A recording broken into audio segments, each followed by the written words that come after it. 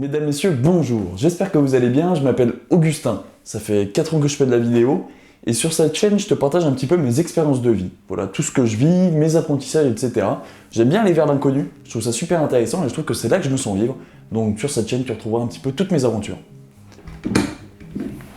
D'abord, merci d'avoir regardé cette aventure dans laquelle je vais essayer de dormir dans le bivac Potscuto, j'espère qu'elle t'a plu.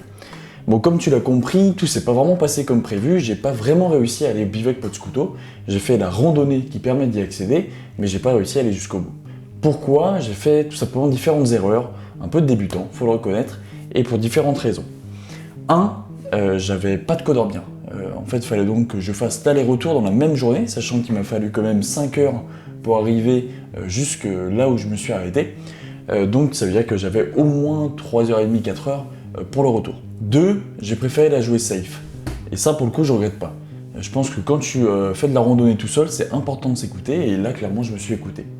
Ça faisait 2 heures que je marchais, j'étais tout en haut de la montagne slovène, j'avais croisé personne en 2 heures, donc je trouvais pas ça safe, surtout que les montagnes slovènes, c'est un peu particulier, c'est très aride, donc voilà. J'ai préféré tout simplement retourner. Et 3, j'ai tout simplement sous-estimé la longueur du trek et sa difficulté, et aussi la chaleur. Bref, tous ces éléments pris en compte, ça fait que j'ai pas réussi à atteindre l'objectif que je m'étais donné, à la fois pour cette randonnée, mais surtout pour ce road trip, qui a duré quand même 15 jours, donc c'est une déception, faut le reconnaître. Mais bon, je pense qu'il faut surtout apprendre de ses échecs, et puis je sais que j'y retournerai, et la prochaine fois, je saurai tout simplement à quoi m'attendre. Comment faire cette randonnée? Comment visiter, comment aller dormir dans le fameux bivac Potscuto, le si fameux. Quand je me suis renseigné un petit peu sur cette randonnée, j'ai pas trouvé forcément beaucoup d'informations, ou du moins elles n'étaient pas très précises. Donc maintenant que je l'ai fait, je pense que c'est intéressant que je te livre un petit peu tout ça, tout ce que j'en ai appris, par où j'ai commencé, quel chemin j'ai pris, combien de temps ça a duré, quelle était un petit peu la difficulté, quel niveau il faut avoir pour la faire, enfin voilà, tout un tas d'informations qui, je pense, peuvent te servir si tu as envie de faire cette randonnée, tout simplement. Je te propose qu'on se retrouve directement sur mon ordi avec le plan, je pense que ça sera beaucoup plus visuel et beaucoup plus simple de t'expliquer tout ça. Alors, juste avant de commencer, quelques petites informations et surtout un disclaimer. Je présume qu'il y a plusieurs chemins pour aller à ce bivac Potscuto. Moi, j'ai pris celui qui m'a paru le plus adapté, mais voilà, il doit exister plusieurs options. Deuxième information, pour vous situer un petit peu mon niveau en randonnée, je dirais que je suis à un niveau moyen élevé. Un petit peu au-dessus de la moyenne, mais je ne suis pas non plus un trekker ou un alpiniste. Clairement pas. Donc voilà. Les temps qui vont être donnés, les informations et les ressentis sont à mon niveau, donc c'est aussi adapté à votre propre niveau. Troisième information, et pas des moindres, comme vous l'avez vu, j'ai filmé cette randonnée, donc forcément ça prend du temps de faire les plans où on me voit marcher, il faut faire l'aller-retour, hein, faut pas l'oublier. Donc voilà, les temps j'ai essayé de les réadapter, mais ils sont peut-être pas tout à fait justes, donc encore une fois, il faudra un petit peu les adapter, mais ça dépend surtout de votre niveau, on va dire. Pour synthétiser un petit peu cette randonnée, je pense qu'en gros il y a 3 repères à prendre en compte. Premièrement, le premier refuge, bon il a un nom clairement imprononçable, donc je te l'affiche directement sur l'écran. Deuxièmement, ça va être le bivac Pavlak en Perla, donc qui est celui qui s'affiche aussi et qui est vraiment très joli. Et le troisième point, tout simplement, le bivac Potscuto, qui est la destination finale. Bon alors, pour vous décrire un petit peu cette randonnée, déjà le début est assez facile, donc ça commence tout simplement dans un petit village où il y a un grand parking.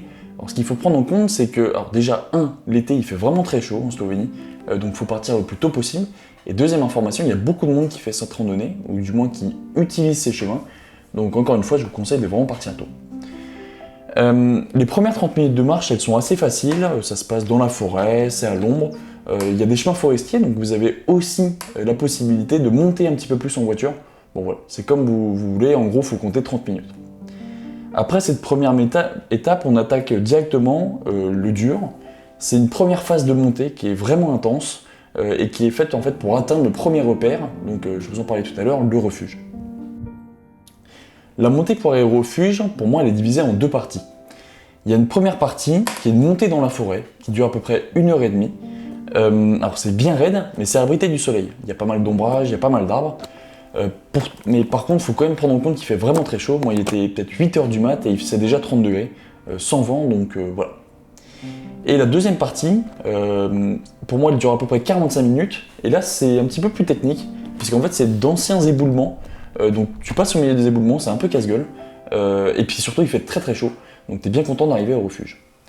Une fois que tu as fait cette première montée, tu arrives tout simplement au premier repère qui est le refuge. Je te donne un petit point d'attention sur tout ce qui est lié à l'eau. Il faut prendre beaucoup d'eau. Alors déjà parce qu'il fait très chaud, surtout si vous la faites en été, et deuxièmement parce qu'il n'y a aucun point de ravitaillement. En gros, le refuge est le dernier point où tu pourras te ravitailler, mais il faudra payer. Moi j'ai payé une petite bouteille d'eau, donc voilà. À partir du refuge, c'est beaucoup plus facile. En fait, c'est un chemin de crête qui va te permettre d'atteindre le premier bivac, donc le bivac Pavla Camperla. Donc on est sur un chemin de crête en montée régulière, ça permet vraiment de profiter de la vue et c'est juste absolument magnifique. Faut compter environ 45 minutes, 1 heure pour atteindre le deuxième repère, donc le bivac Pavla Camperla. À partir du bivac Pavla Camperla, donc le deuxième repère, il faut à peu près compter 2 heures de marche pour atteindre le bivac Potscuto. Bon là pour les raisons que je vous ai expliquées, j'ai un petit peu moins d'informations puisque j'ai fait 1 heure de marche sur les deux et après je suis retourné parce qu'il fallait que je redescende et il fallait que je compte 4 heures. Donc voilà, il fallait pas que je traîne. La première heure, selon moi, elle est assez facile. Il faut juste faire attention car c'est très escarpé, la roche est vraiment coupante et il y a une bonne partie de la marche qui se passe dans des éboulis, donc soit avec des grosses pierres, soit avec des petits cailloux, donc faut quand même faire gaffe. Ensuite, il va falloir remonter un autre flanc de la montagne, donc sur une autre montagne, et longer ce flanc pour arriver au bivac Potscuto, qui est complètement caché entre les montagnes. Ça va se demander comment ils l'ont foutu ici. Enfin voilà. J'espère que ces petites explications, elles te serviront si tu veux faire cette randonnée, ou même que cette vidéo t'aura donné envie de faire cette randonnée. C'est une randonnée qui est absolument magnifique, moi c'est une des plus belles randonnées que j'ai faites de ma vie.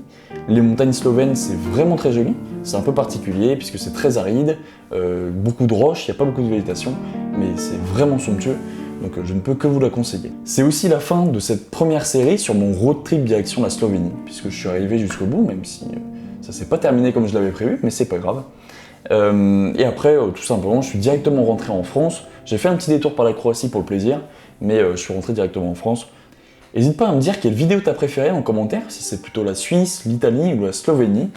Et voilà, moi je te dis prends soin de toi et tout simplement à la prochaine.